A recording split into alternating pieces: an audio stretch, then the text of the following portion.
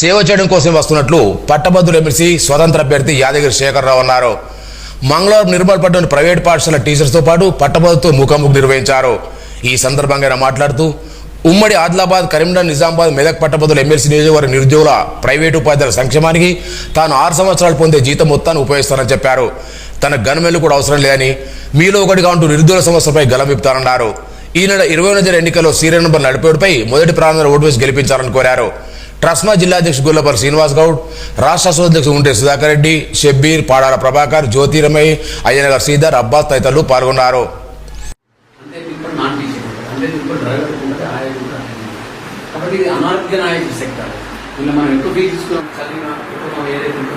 First generation కుటుంబం నా family అందరూ కూడా లిటరసీ లేని వాళ్ళు, ఇల్లిటరేట్ ఉంటే వాళ్ళు చదువు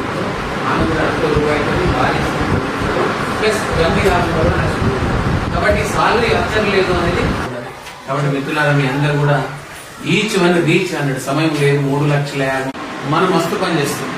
ఇలా భారతదేశంలో గొప్ప రిసోర్స్ పర్సన్స్ అందించడం కోసం సమాజ నిర్మాతలు మనం 24 గంటలు కష్టపడుతున్నాం. బట్ ప్రభుత్వం మనం అసలు ఎందుకు ప్రజాసేవ చేయాలి, ఎందుకోసం ప్రజాసేవ చేయడానికి వస్తున్నాడు ఆయన? ఎందుకు 1000 కోట్లు పట్టుకొని వస్తున్నాడా, లేకపోతే 1000 కోట్లు సంపాదించుకోవడానికి వస్తున్నాడా? 1000 కోట్లు కుమ్మరించడానికి వస్తున్నాడా, 1000 కోట్లు మళ్ళీ సంపాదించడానికి వస్తున్నాడు? అట్లాంటి డిసిషన్ తీసుకుని వచ్చిన వాళ్ళందరినీ కూడా ఒక్కసారి గుణపాఠం చెప్పాలని ఒక ఆలోచనతో వచ్చిన మిత్రులారా, అసలు పట్టభద్రుల ఎన్నిక ఎందుకు అవసరం, ఎందుకు ఎన్రోల్ చేసుకోవాలి, ఎందుకు మనం ఆ ఓటు కాస్ట్ చేయాలి?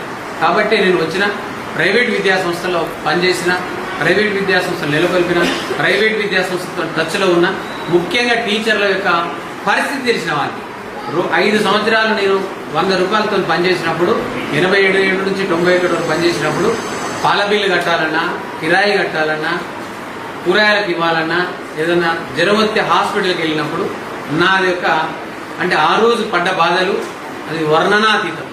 అలాంటి స్థితులు నాకు తెలుసు.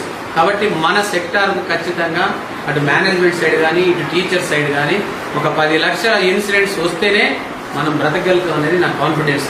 ఒక 10 లక్షల